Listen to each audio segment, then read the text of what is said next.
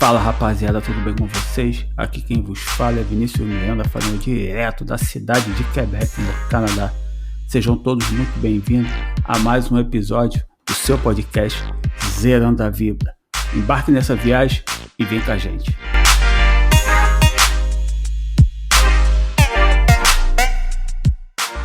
Você, ô Pablo, viveu em qual estado lá no Brasil?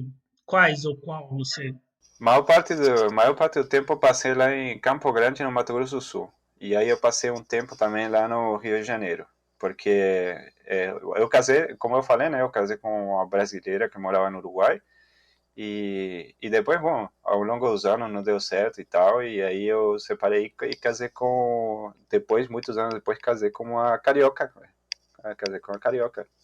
O Brasil Aí, não vice... sai de você mesmo, né? Não, cara. E aí... Aí fiquei apaixonado pelo Rio de Janeiro, cara. E eu queria morar lá, sempre indo de férias e tal. E aí eu queria ir morar lá um dia. E aí eu tirei esse gostinho e fui morar lá. Aí depois daí eu já tava comprando no Canadá, então tipo assim eu falei assim, bom, eu vou morar aqui porque eu vou tirar esse gosto de morar aqui. Mas já tinha passagem, já tinha os pés do outro lado já. Cara, o Rio de Janeiro, eu vou falar pra vocês, cara. Quem não conhece o Rio, galera de outros estados aí, o Rio de Janeiro é coisa de maluco, é lindo, cara. Você chegou a emigrar de verdade pro Brasil ou não? Como é que foi essa tua questão com o Brasil com relação à imigração? Então, como eu falei, eu estava morando no Uruguai, né? E eu trabalhava como freelancer lá. Aí o Uruguai, cara, tem um problema, tá? Porque sempre que eu estava no Brasil lá e falava sobretudo nos tempos recentes, né? Falava, você vem do Uruguai, ué, por que que você está aqui? Por que que você não foi lá, não está no Uruguai que é tão bom lá e tal? E eu falava assim, cara, é bom, mas tem seus problemas também. E aí você tem que colocar isso na balança, como tudo, né? Quando eu decidi ir para o Brasil, foi um dos piores anos do Uruguai, né? Lá no 2001, 2002. A crise lá daquela época foi tão grande para o Uruguai que assim teve uma emigração em massa de uruguaios, cara. Foi embora um monte de gente do Uruguai. E nós fomos parte dessa estatística. Tá? Inclusive porque eu trabalhava como freelancer lá, e nunca me faltou nada, mas eu trabalhava até para o governo e começou o governo também a atrasar os pagamentos. Aí quando você chega nesse ponto, fala assim, bom, realmente não está bom. E aí, como eu já estava com aquela ideia, falei assim, bom, vamos para o Brasil então, vamos para lá. E fomos. Foi essa a decisão final. O Uruguai, que é um país tão pequeno assim, ele é muito vulnerável aos problemas do Brasil e da Argentina. Só que se aqui no Brasil dá uma crise, por exemplo, você não faz nem ideia como que essa crise bate forte lá no Uruguai. Se sente muito mais lá do que aqui no Brasil. Aí eu me lembro de chegar no Brasil e o pessoal falar, cara, tá crise aqui e tal, não sei o que, e eu já volto e falo assim, bom, emprego tem, filas de emprego na rua não tá tendo. É, beleza, não tá perfeito, mas também não dá para dizer que tá tão ruim assim, entendeu? Porque você vem de uma outra realidade também, uma outra dificuldade, né?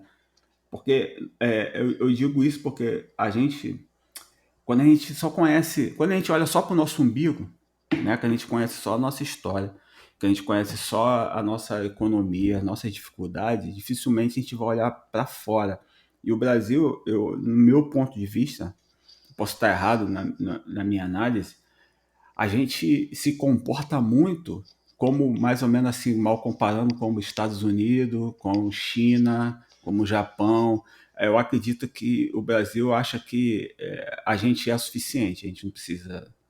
A gente olha para os Estados Unidos, mas a gente não olha para o nosso vizinho ao lado, né? Então, muitas das vezes tem crise, dificuldades nos países ao lado e a gente não fica nem sabendo, Brad. Esse era o negócio, cara. Tipo, se eu olhasse a Globo, por exemplo, a sessão internacional da TV ou do noticiário era muito pequena, muito curto. Eu sei que no Uruguai, por exemplo, é muito pequeno. Então, tipo, em 20 minutos, 25 minutos de noticiário, já passou por todas as notícias do Uruguai, até pela parte esportiva. Então, tipo, tem uma meia hora de noticiário internacional, notícia do Brasil, da Argentina, da América Latina, da Europa, da África, do que for, entendeu? Então, o Uruguai normalmente está informado do que acontece fora, mas é também uma questão de que o país é muito pequeno, então está muito mais atento ao que acontece fora.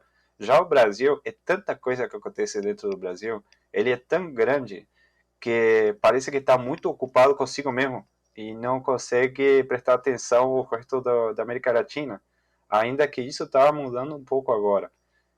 Por exemplo, o brasileiro começou a viajar mais a partir de 2000 e algumas coisas, começou a viajar mais e a ver o mundo, entendeu? Mas lá no Uruguai, meus amigos conheciam, sei lá, todas as músicas da Legião Urbana, de Ira, do que for, do Paralama. Paralama ia lá e cantava em espanhol, mas o brasileiro aqui você fala, olha, você conhece tal banda, tal coisa? Não. Você conhece tal coisa? Não. E era assim, porque mas não é uma questão de ignorância, é porque simplesmente no Brasil não se divulga e não se conhece, a menos que você viaje, você não vai ter contato com isso, né? Pablo, eu estou tendo assim, isso mais ou menos acontece aqui.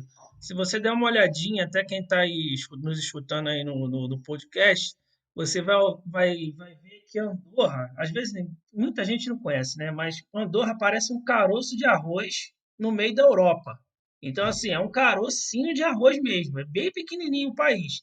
Então, aqui, cara, chegou ao ponto, uma vez teve um cara atropelou uma mulher, uma senhora, nos seus 50 e poucos anos, o cara atropelou a mulher, o cara estava de bicicleta, atropelou a mulher. Foi reportagem gravar porque o cara atropelou a mulher de bicicleta, tá me entendendo? Porque é muito pequeno, não tem o que mostrar. Então, em, em 5 minutos você mostra a notícia.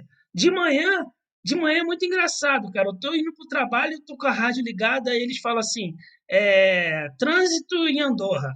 Aí na rua tal, avenida Y, trânsito normal informado pela informativo de trânsito Mobilate de Andorra. Quer dizer, então, não tem trânsito, então não tem o que divulgar. Aí, no final das contas, acaba sendo divulgação da Espanha, da França, há um fato que ocorreu em tal lugar, então começa a diversificar. Então, a cultura daqui, do país onde eu vivo, é pequena, então eles vivem da cultura dos outros, e é mais ou menos o que acontece. Vocês lá, como você comentou, conhecer a música de Paralamas do Sucesso, conhecer a música de Ira, sei lá, outro grupo, e mesmo as culturas internas começam a ficar defasadas.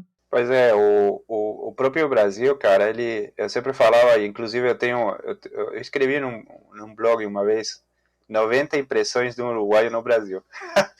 Aí, cara, e é isso que eu tirei muitas outras impressões que eu tinha, mas essas 90 são as filtradas. E uma das coisas que eu falava é que o Brasil mora de costas, vive de costas para a América Latina, cara. E se você vai ver o presidente Mujica, o famoso Mujica, ele uma vez falou para o Lula, né, cara, eu quero que o Brasil seja o líder regional, mas eu quero que seja mais do que isso, eu quero que seja o motor da União Americana, uma espécie de Alemanha da América do Sul, entendeu? Que não somente leve os países nas costas, mas que impulse o desenvolvimento da América Latina inteira, velho. E você vê que o Brasil está tão ocupado nas suas coisas que não consegue nem assumir essa liderança regional, entendeu?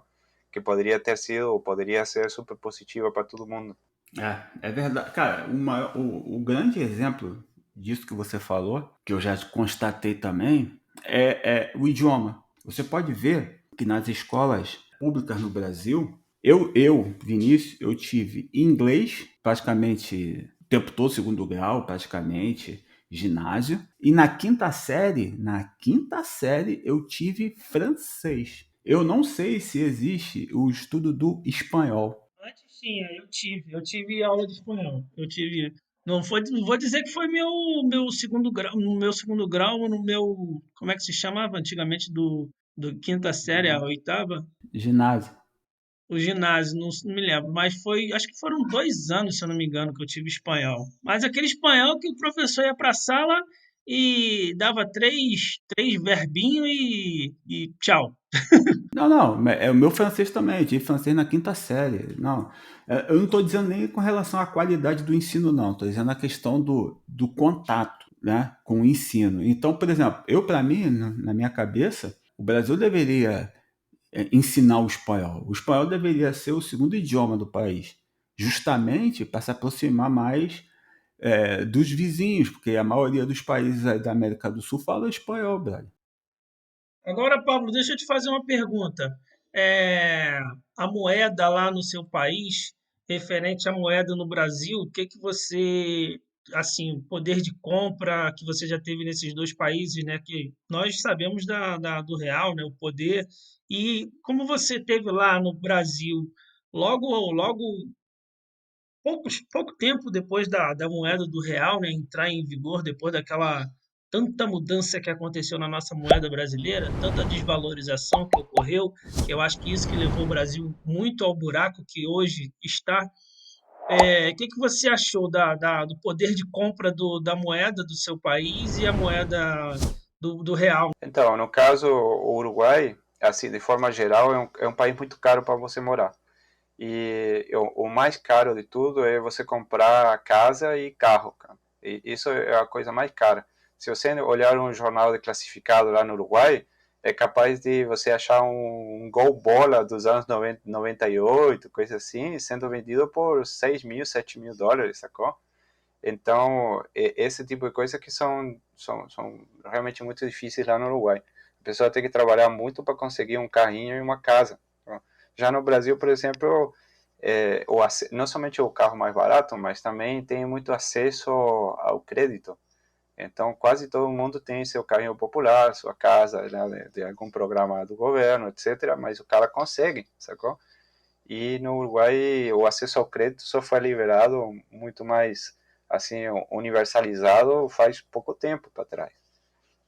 Por exemplo, minha irmã teve que economizar mais de 10 anos para 10, 15 anos para poder ter uma entrada para poder comprar um apartamento e comprou uma kitnet, pagou não sei quantos mil dólares nessa kitnet. Então, esse tipo de coisa que é muito mais sofrido para o uruguaio do que para o brasileiro. Fazer um patrimônio no Brasil é muito mais fácil do que no Uruguai. Eu não saberia te dizer nos outros países, mas que no Uruguai, sim.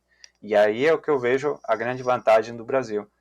Que eu, por exemplo, não moraria em outro lugar da América Latina, eu moraria no Brasil se tivesse que falar assim, bom, hoje você não pode mais morar em nenhum outro país, tem que voltar lá para a América do Sul. Bom, eu escolheria o Brasil provavelmente. Por conta dessas coisas, né? Ainda que minha esposa ia falar assim, não, Brasil nem louco, vamos para o Uruguai. Como você comentou aí, lá eles usam muita moeda de compra como o dólar, o Pablo? Então, isso é um remanescente das épocas da superinflação, entendeu? Então, o pessoal fixar os preços em dólares. E até hoje é uma referência para as coisas de maior valor, como um carro ou uma casa. Então, não é que você vai fazer transações na rua com dólar, mas se você chegar, por exemplo, vai comprar uma TV ou alguma coisa assim, quiser pagar com dólar em espécie, o cara vai te aceitar esse valor. Mas normalmente você vai comprar com cartão de crédito, vai comprar com pesos e só. Mesmo que o valor está lá descrito em dólares. Mas é mais um costume hoje, um hábito, do que outra coisa. Pô, legal, legal. Ô, Pablo, e com relação à tua experiência com imigração no Brasil, documental, quais são as coisas que tu teve que fazer, aprender, correr atrás para você poder se enquadrar e viver legalmente no Brasil?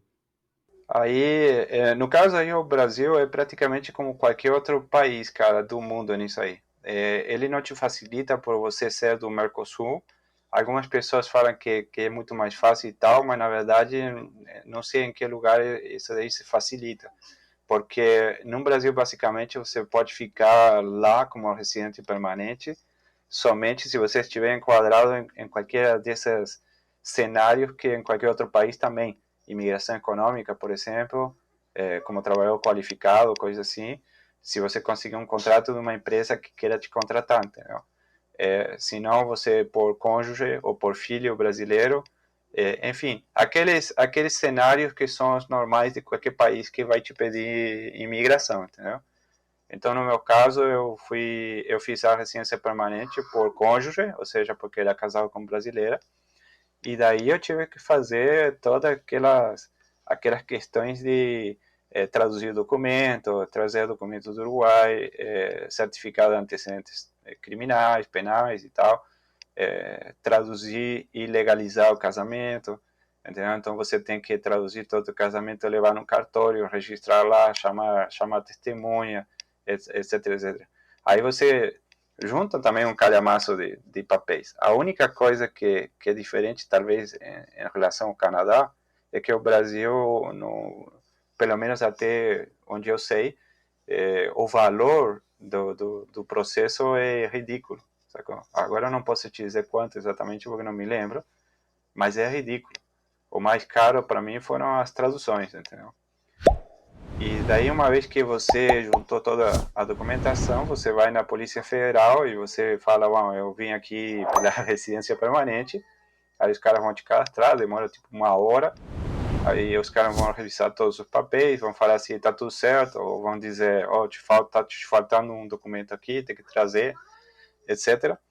Aí, depois desse dia, esse dia que você fala assim, bom, a documentação tá tudo certo, os caras vão pegar teu visto, tá? Porque você entra no Brasil com um papelzinho, cara, um negócio muito simples.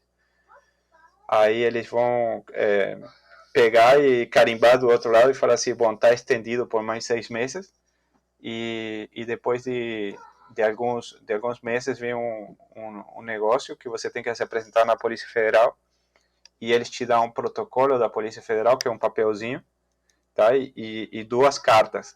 Uma carta é para apresentar na Receita Federal, para você conseguir um CPF, e a outra é para ir no Ministério do Trabalho e fazer carteira de trabalho. Ali, nesse momento, você fala assim, bom, agora eu posso trabalhar, posso fazer o que for.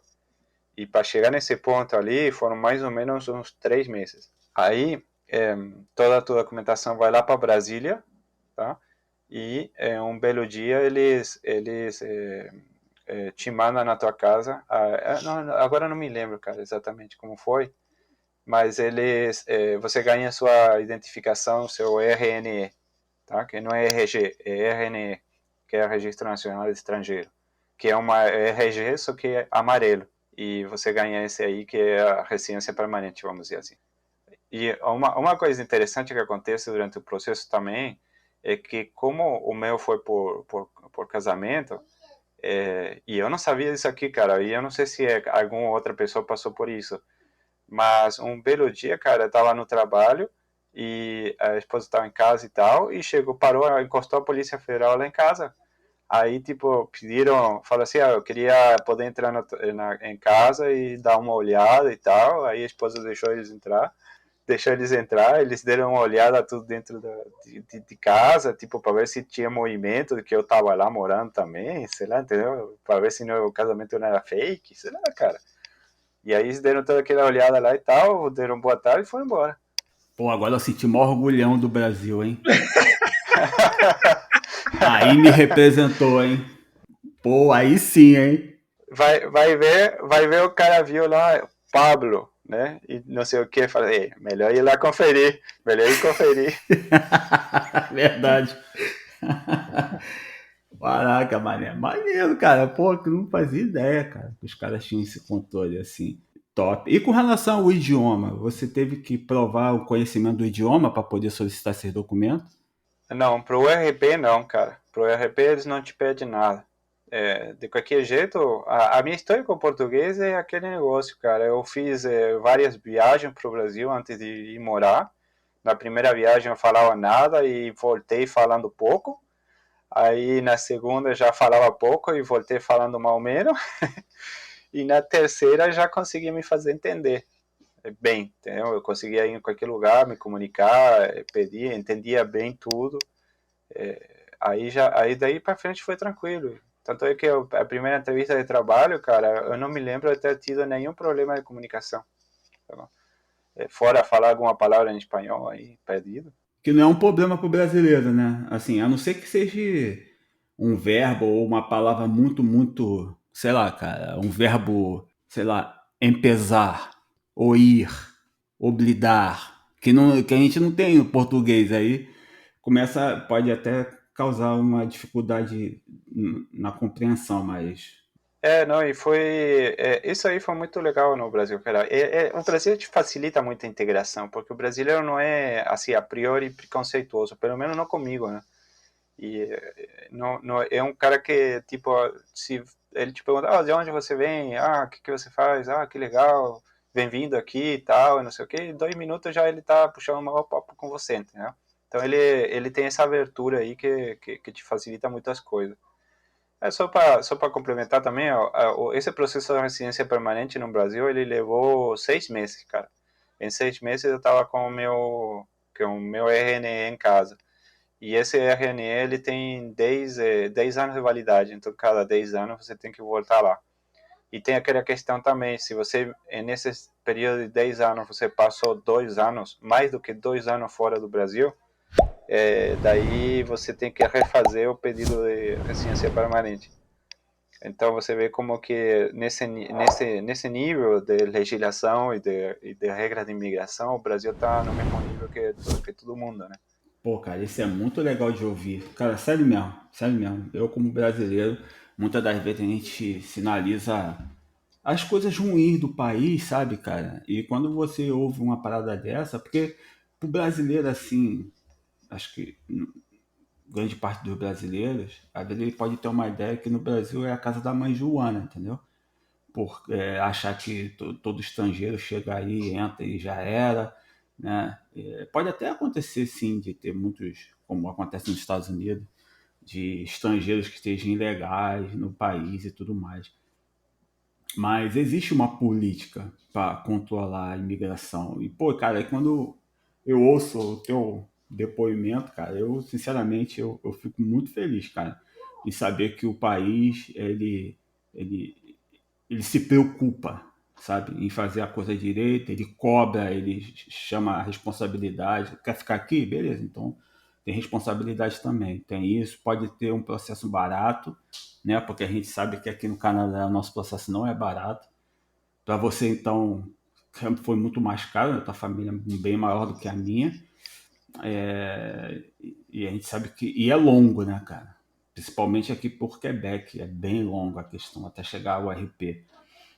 Mas, cara, feliz de saber que no Brasil você passou por essas fiscalizações, com toda essa cobrança aí. Fico muito feliz mesmo, de verdade.